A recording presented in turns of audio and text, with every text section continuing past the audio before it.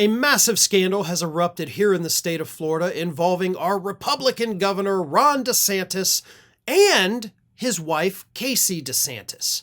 And of course, the national media is pretty much completely ignoring this story that was first reported by the Miami Herald, even though this story does have national implications due to the fact that Ron DeSantis wants to run for president again, and Casey DeSantis wants to run for governor of Florida.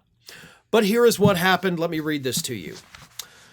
Lawyers working with the state of Florida drafted a settlement agreement that said Florida's largest Medicaid contractor, Centene, had overbilled taxpayers more than $67 million for medications, according to a copy of that document obtained by the Miami Herald and Times. But instead of returning all of that to state and federal taxpayers, the administration sent $10 million to the Hope Florida Foundation, which is a nonprofit charity run by Casey DeSantis, the wife of the Florida governor. So, Centene overbilled us, the taxpayers, $67 million through the Medicaid program here in the state of Florida. So our money, my money, was taken by this company inappropriately in the form of our tax dollars. They copped to it and said, all right, we give you $67 million back.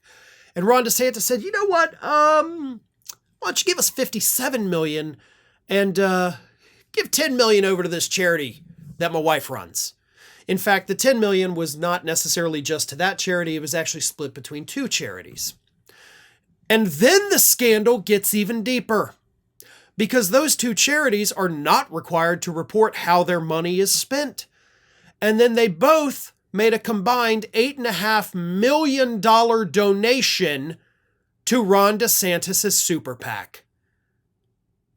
So you would reach this settlement with a company that screwed over your own taxpayers, your state, and instead of giving all the money back to the state, you gave it to the charities, who then funneled it, looking like money laundering, to your own super PAC. If this isn't criminal, then I don't know what is.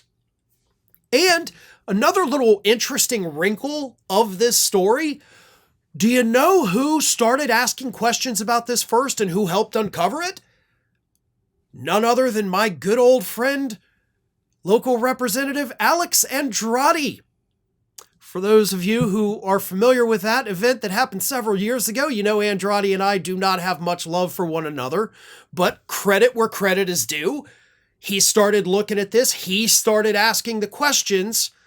Miami Herald, I guess, started looking into it too after that, and boom, now we got a massive scandal. So again, full credit and kudos to Alex Andrade. Absolutely good work on this. But this needs to be further. Like, now we need hearings. Now we need the criminal investigation. This cannot stand. Again, this involves two people at the highest level in the state of Florida, one of whom wants to run for president, the other wants to run for governor. This needs to be fleshed out, and the national media needs to start paying attention to this. Thanks for watching, everybody, and if you're not already, please subscribe to the channel. We got fresh content every day for you. And if you want to follow us across social media, make sure you check out all of the social links that we have posted in the description of this video.